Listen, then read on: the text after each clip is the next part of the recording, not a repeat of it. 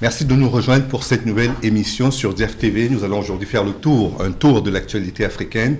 Nous commencerons avec la prochaine élection de la secrétaire générale de la francophonie. Nous enchaînerons avec des sujets d'actualité relatifs à d'autres pays africains, notamment au Mali, à la RDC. Et nous rendrons également un hommage à l'ancien secrétaire général des Nations Unies, décédé il y a quelques semaines, Kofi Annan. Sur ce plateau pour discuter avec nous, échanger sur ces différentes thématiques, Léonard Paul Ngwe, qui est consultant en communication, bonjour. Bonjour.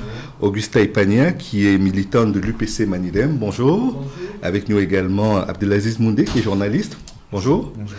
Avec nous enfin Pierre Giscard Eteki, consultant, et qui nous rejoint sur ce plateau. Bonjour. Nous commençons avec le sujet de la francophonie, et un sujet qui est très épineux, puisque dans quelques semaines, nous aurons peut-être la même secrétaire générale de la francophonie ou une autre. Est-ce que vous pensez aujourd'hui que le bilan déjà de la secrétaire générale sortante, la haïtienne qui est à la tête de la francophonie, Michaël Jean, est-ce que vous estimez ce bilan, Auguste Taipania, est-ce que vous le trouvez positif, encourageant et qu'il lui permet d'envisager un nouveau mandat à la tête de cette organisation? Moi, c'est déjà sur l'instrument même que représente la francophonie que je voulais un petit peu échanger. Moi, je pense que c'est un instrument de pérennisation de la domination de la France sur l'ensemble de ses ex-colonies françaises. Et sincèrement, je ne vois pas ce que cet instrument, cet outil a apporté aux peuples africains, en tout cas concernés par cette fameuse francophonie.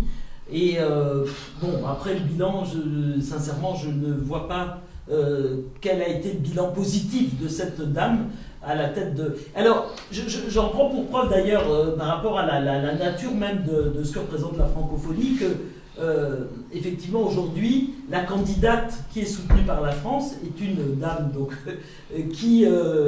Louise Mushikiwabo, pour la nommer, ministre rwandaise des Affaires étrangères. Pays où, effectivement, à un moment donné, le chef de l'État a souhaité être en rupture avec la France et avec la politique française et a choisi l'anglais comme langue nationale. Et c'est cette dame qui va être quelque part adoubée pour des raisons effectivement extrêmement politiciennes par la France et qui vraisemblablement sera élue à la tête de la francophonie. En tout cas, tout porte à croire que ça risque de se passer comme ça. Pierre Giscard, est-ce que vous avez le même bilan pessimiste? Parce que même si le Rwanda a été en rupture de banc à un certain moment avec la francophonie et la France, elle a gardé le français comme langue parmi ses langues officielles, en plus du Kinyarwanda qui est l'une des langues officielles du Rwanda. Avant de répondre à cette question, je vais d'abord revenir sur la question du bilan de Mme Michaël Jean. Mes souvenirs me rappellent que la présidence de cette brave dame a été précédée par deux messieurs, en l'occurrence M. Abdou Diouf pour le plus récent et M. Boutros Ghali. Et je n'ai pas le sentiment que sous leur conduite, sous leur gouvernance, la francophonie a particulièrement rayonné de par ce qu'on peut attendre d'elle. J'ai plutôt le sentiment... Qu'est-ce qu'on attend de la francophonie? On attend de la francophonie qu'elle crée non seulement un espace de partage économique, qu'elle crée un espace de partage qu'au travers de la langue, qu'elle crée une communauté politique, une communauté de citoyens francophones qui sont de nature à se mobiliser sur des questions qui les concernent tous et qui peuvent à un moment donné entretenir des solidarités entre elles. Et j'ai plutôt le sentiment que Michaël Jean s'est adonné ou alors s'est investi dans cette mission et a de temps en temps pris son bâton de pèlerin pour essayer de construire cette communauté. Et donc pour ma part, son bilan est plutôt relativement, je dirais, pas aussi médiocre que celui de ceux qui l'ont précédé. Vous voyez le verre plutôt à moitié plein. C'est exact. Mais pour répondre à votre deuxième question, qui était celle de comprendre, qui était celle de mon avis sur son éventuel remplacement par Louise Mushikiwabo, une dame dont le pays est en rupture avec la francophonie, j'ai plutôt le sentiment que si cela allait se produire, ça donnerait un signe extrêmement négatif à la construction de notre espace communautaire, notre espace culturel de partage. Puisqu'en réalité, on ne peut pas devenir de fait, c'est une vision qui est la mienne, secrétaire général de la francophonie, quand le pays dont on est issu ne soutient pas l'ambition culturelle de la francophonie. Cela dit, le Rwanda n'a jamais quitté la francophonie à proprement parler. Parce que même s'il n'a pas été invité après le génocide, il est resté au sein de la francophonie. Et c'est peut-être qu'ils n'ont pas été invités, simplement. Si vous observez bien, j'ai eu l'occasion quelquefois d'aller au Rwanda. La langue, la langue des affaires, même la langue usuelle aujourd'hui en dehors des langues vernaculaires qui est utilisée au Rwanda, même la langue d'éducation, la primauté, c'est l'anglais. Hein. D'accord. Monsieur Léonard Paul Ngoué, quelle est votre lecture du mentat à la fois de Michaël Jean et puis votre pronostic par rapport à son éventuelle réélection? Bien. Je voudrais d'abord dire, ne nous bernons pas d'illusions. La francophonie n'est en réalité qu'un instrument de rayonnement diplomatique de la France. Si on veut faire le bilan de Michaël Jean comme de ses prédécesseurs, en réalité c'est de ce point de vue qu'on doit le regarder. C'est pour cela que ceux qui ont satisfait aux attentes de la France ont été reconduits. Ceux qui n'ont pas satisfait à ces attentes ont été dégagés. Ça me semble être ce qui va arriver à Michaël Jean. C'est-à-dire qu'elle n'a pas à satisfaire certainement à ce que son employeur, la France, qui est le patron de la francophonie, attendait véritablement d'elle. Alors, l'Africain que je suis, francophone, je veux dire, par fatalité, porte plutôt un jugement sévère. Et en réalité, il n'y a rien à attendre de la francophonie, je pense. Ce n'est pas un instrument qui a été créé pour nous. La France l'utilise au gré de ses intérêts. À un moment donné, elle a cru pouvoir tabler sur l'espace francophone. Aujourd'hui, compte tenu de la conjoncture internationale, elle veut s'ouvrir sur d'autres pays, d'où son intérêt, n'est-ce pas, à jeter son dévolu sur la candidate rwandaise. C'est ainsi que moi j'analyse cette affaire. Et je pense que si la France a déjà porté son dévolu sur la ministre des Affaires étrangères du Rwanda, c'est elle qui va être portée à la tête de la francophonie. Comme le fut Michaël Jean sous François Hollande.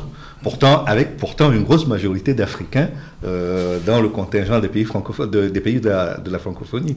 Qu'est-ce qui explique que le choix de la France ait autant de poids dans la désignation de la secrétaire générale ou du secrétaire général de la francophonie? Mais c'est celui qui paye qui indique. La France est le premier bailleur de la francophonie, le siège de la francophonie à Paris, et vraiment, on ne peut pas être plus royaliste que le roi. Francophonie et France, c'est même pas cousin germain, c'est jumeaux.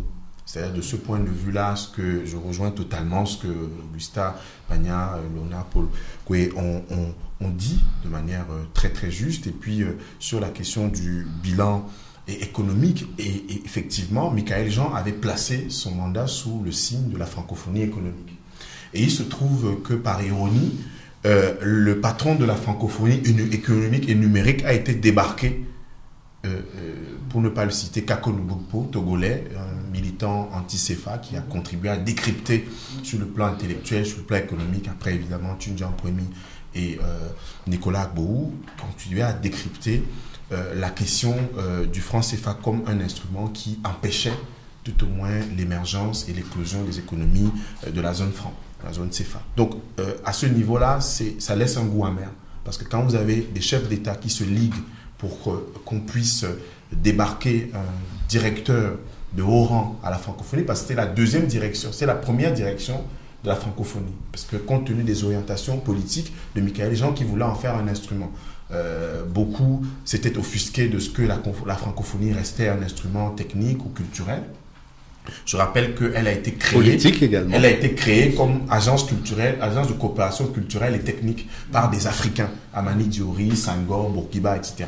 Donc c'est même pas la France qui a créé la francophonie comme par ironie, mais c'est aussi ce que Cheikh Anta Diop et d'autres reprochaient à Senghor. C'est finalement d'être quelqu'un en pamoison devant la France et qui est finalement plus royaliste que le roi. Donc c'est de ce point de vue-là qu'on doit l'interroger. Parce que quand vous avez un continent comme le nôtre qui n'arrive pas à avoir ses propres instances de décision, j'ai à l'esprit le propos de Julius Malema qui réagissait à la visite de Theresa May en Afrique du Sud en disant que une langue comme le Kiswahili était généralisée sur l'ensemble du continent, peut-être que symboliquement, ça nous décoloniserait de manière un peu plus forte de tous ceux qui sont en train de revenir sur le continent par différents moyens. Donc pour terminer, je veux simplement dire que la bataille qui a été celle de la France, de l'Angleterre en Afrique, on va avoir un autre interlocuteur désormais, c'est l'Allemagne qui est en train de revenir sur le continent et qui peut-être aussi va avoir son instrument. Donc c'est de ce triple point de vue géopolitique, parce que c'est un instrument, beaucoup l'ont décrypté et décrié, la question du bilan économique.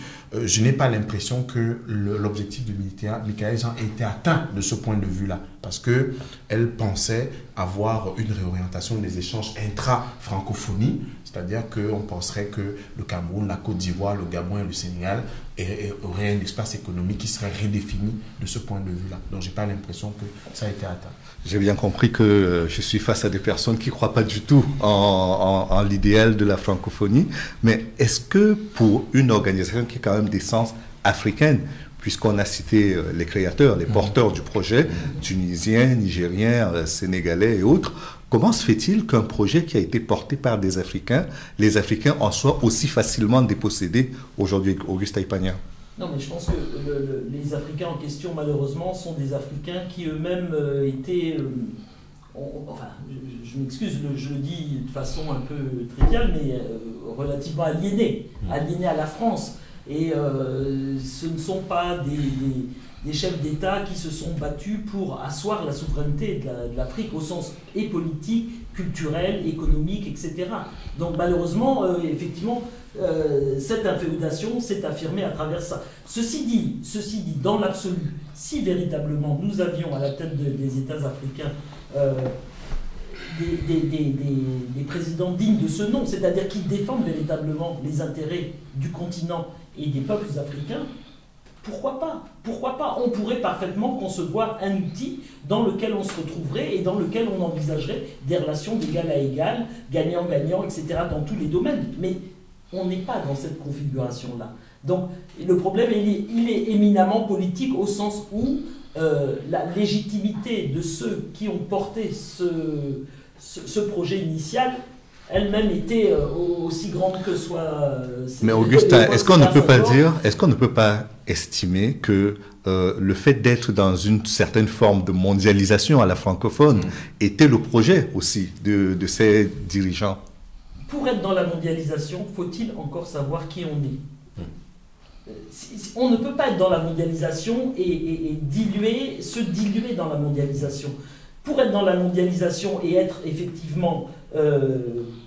porter ce qu'on a apporté, c'est-à-dire les intérêts du continent. Le rendez-vous du donné, du receveur. Exactement. Ça suppose que nous-mêmes, nous nous retrouvions. Et nous ne nous sommes pas encore trouvés.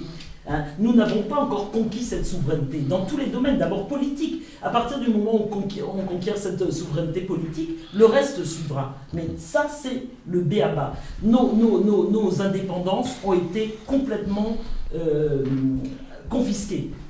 Nos destins ont été confisqués, et nos destins ont été confisqués depuis fort longtemps. Depuis la traite négrière, nos destins ont été confisqués. Et ça se perpétue aujourd'hui. Donc on ne peut pas être dans une mondialisation où on n'existe pas. C'est-à-dire que nos ancêtres, les Gaulois, c'est pas possible ça. Si je veux bien être dans la mondialisation, si je peux défendre ma part d'humanité, ma part d'histoire, ma part culturelle et mon apport à l'humanité tout entière. Cela dit, la francophonie a quand même porté avec les Africains le fait que l'UNESCO protège les langues en voie de disparition, y compris des langues africaines. Oui, mais enfin bon, on n'a pas de langue africaine qui soit de langue de communication, ne serait-ce qu'à l'échelle régionale. Enfin, je veux dire que si protéger ces langues, si il permettait la promotion de ces langues, on n'en serait peut-être pas là. Bon, en tout cas, la première des choses, personne, aucune institution internationale ne portera mieux que nous-mêmes nos propres intérêts. Le constat est dur quand même, Pierre Giscard. Vous le partagez? Là où je peux rejoindre Augustin, c'est qu'effectivement, dans le concert de la mondialisation, il y a un élément qui doit être un élément fondamental pour toutes les parties prenantes, c'est en y rentrant, il faut savoir qui on est. Mieux on est armé dans son identité propre, mieux on aborde les questions de la mondialisation avec moins d'appréhension et plus d'assurance. Et j'ai plutôt le sentiment que c'est ce que la francophonie a essayé au travers de son projet politique et économique, de construire. Malheureusement, le projet n'a pas été abouti, on peut le regretter, mais l'ambition, à mon sens, n'est pas pour autant morte.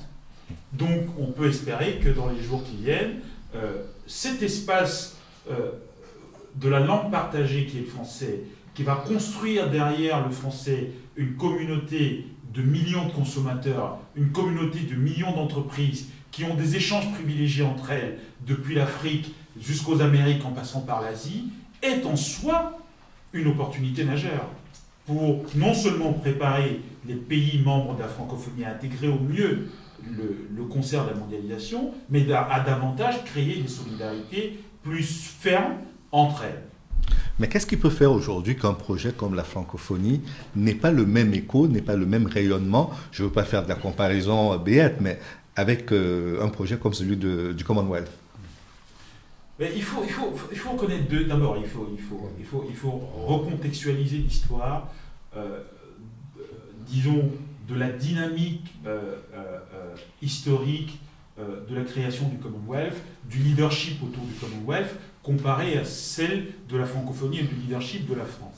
Les approches politiques ne sont pas les mêmes. Il y a une espèce je dirais, il y a un enjeu plus conservateur dans le chef de la France, qui est un enjeu politique, qui est un enjeu de construction, quelqu'un l'a dit tout à l'heure, qui part de la construction de son espace à lui, alors que le Commonwealth a une vocation à construire une communauté à l'intérieur des libertés qu'elle conçoit. Donc c'est plus... le Commonwealth a ceci de particulier qu'il est en même temps intégrateur et libérateur pour les esprits, alors que la francophonie est davantage, je dirais, inclusive et enferme les consciences dans la perspective de la servitude de la France. Pourtant, cette francophonie s'ouvre beaucoup. Elle s'ouvre à des pays qui ne parlaient pas ou qui ne parlent toujours pas le français. Est-ce que ce n'est pas un signe d'ouverture, contrairement à ce que vient de nous expliquer Pierre Giscard?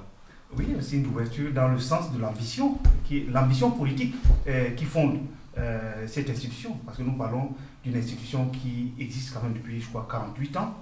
48 ans. Je dis, au-delà du bilan de Michaël Jean, faisons le bilan de cette institution par rapport au projet.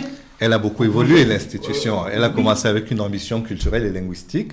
Elle a enchaîné avec une ambition politique. Puis est venue se greffer l'ambition économique dont nous parlions tout à l'heure. Et faisons-en dans le bilan. Qu'est-ce que cela donne? La francophonie peut s'étendre au monde entier. On peut même envisager que les Chinois deviennent francophones. Mais je dis, pour quel résultat? Quelle en est la pertinence? Il n'est pas inenvisageable qu'il y ait un espace utile de coopération culturelle, économique et même politique entre la France et ses anciennes colonies, notamment africaines. Mais pour quel but? Je pense que ce qui fausse la donne dans le cas de la francophonie, c'est qu'une telle coopération ne peut véritablement pas exister et être efficace entre un maître et ses subordonnés. Mais est-ce que vous considérez que des pays riches comme la Belgique, comme la Suisse ou comme le Canada sont également inférieurs à la France? Elles servent peut-être de faire valoir. Et puis, pour elles, ce qui est utile, parce que c'est des puissances de deuxième ou troisième catégorie, c'est de pouvoir bénéficier d'un espace qui peut être, valorisé en termes de débouchés. Donc, c'est quelque chose certainement d'utile. Mais je dis, du point de vue des ambitions qui, dès le départ, et même avec l'évolution, ont fondé ce mouvement de la francophonie, on peut se demander si véritablement entre ce qui est dit de jure et ce qui est constaté de fait, s'il y a une véritable, un véritable parallèle. C'est déjà de cela qu'il faut parler. Parce que si on n'en tient pas compte, on pourrait faire une évaluation sévère de la mandature de Michaël Jean. Pourquoi l'a-t-on mis là? Qu'est-ce qu'on lui a donné comme... on peut parler de coopération, de francophonie économique, mais sur la base de quoi? C'est une ancienne gouverneure du Canada qui représente... Oui, forcément qu'elle en a quelques-unes. Mais ces compétences-là, pourquoi est-ce qu'elle n'a pas pu les déployer si éventuellement on estime que le bilan est mauvais? Pourquoi n'a-t-elle pas pu les déployer à la tête de la francophonie? Mon cher Louis Kema, il te souvient que la francophonie aurait pu avoir comme secrétaire général aujourd'hui Blaise Compaoré. Si oui, Blaise Compaoré avait accepté de se départir de son ambition de mourir ou comme certains au pouvoir. C'est un instrument de recasement d'amis de la France. Boutros Ghali en était une illustration. Abdou Diouf, Compaoré s'il avait voulu, et puis à présent Michaël Jean. Imposé par François Hollande, puisqu'il n'y a pas eu d'élection. Dans le cas d'espèce. Et ce qu'il faut pour vraiment, je reprends à mon compte l'analyse qui a été faite concernant le Commonwealth par Pierre Giscard, en ajoutant que dans ces deux puissances dont on disait qu'elles elles ont un empire sur lequel le soleil ne se couche jamais, puisque c'était la France et l'Angleterre, des deux, sur le plan géopolitique, l'Angleterre a lâché du lest par le système de l'Inda Air Rule, que je ne vais pas décrire ici, vraiment un peu plus autonome pour les populations, et la question de l'assimilation française. Et ça se traduit quand vous avez les références, qu'elles soient symboliques, discursives de la francophonie. C'est le sommet de Chaillot, le discours de Mitterrand, c'est le sommet de Kinshasa où l'admonestation, l'humiliation publique de Kabila par Hollande, et un certain nombre d'autres sommets qu'on peut évoquer comme ça. C'est-à-dire que ce qu'on attend généralement des sommets de la francophonie, c'est pas de venir faire le bilan, c'est pas de venir parler de francophonie économique, c'est le discours du chef de l'État français en général. Et il y a une sorte, Augustin parlait d'aliénation, il y a une sorte de syndrome de Stockholm que nous avons intégré, que nous entretenons. C'est-à-dire que beaucoup pensent que la francophonie c'est une vache à lait de la France, c'est-à-dire qu'un cinéaste, un écrivain c'est pour avoir des budgets, ou un artiste. Donc vous ne faites pas de différence entre le sommet de la francophonie et le sommet des chefs d'État de la France et de l'Afrique. Pour vous c'est quasiment la même chose. Il y a une consanguinité. Il y a une consanguinité parce que la francophonie est évidemment plus large, bon, comme l'est désormais le sommet France-Afrique, mais du point de vue du soft power, du rayonnement de la France, la francophonie sert à ça. Elle sert au soft power de la Belgique, et qui se greffe un tout petit peu à la France. Regardez un tout petit peu l'instrument qu'est TV5 Monde. TV5 Monde, c'est d'abord ces pays-là, et surtout la France, qui dirige la France. Et je ne veux pas revenir sur les débats internes, sur la question de TV5 Monde, et même les quelques frictions qu'il y a eu entre ces pays-là, pour le rééquilibrage de leur présence à l'antenne. Et c'est ce qui a fait d'ailleurs à un moment qu'on a décentralisé avec des antennes par pays.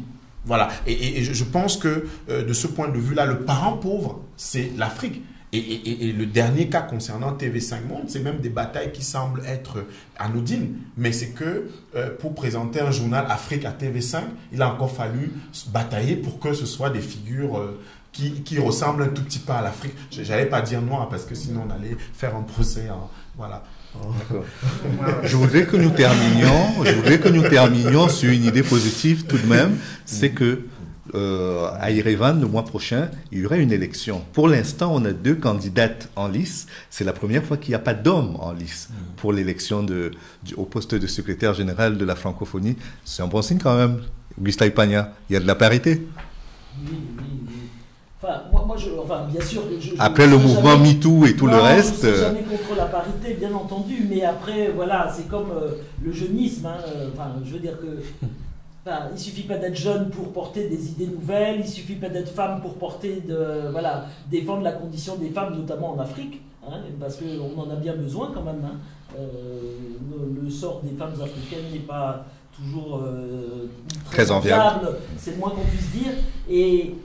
Et c'est ça, c'est-à-dire que c'est pour ça que on peut douter quand même de la pertinence de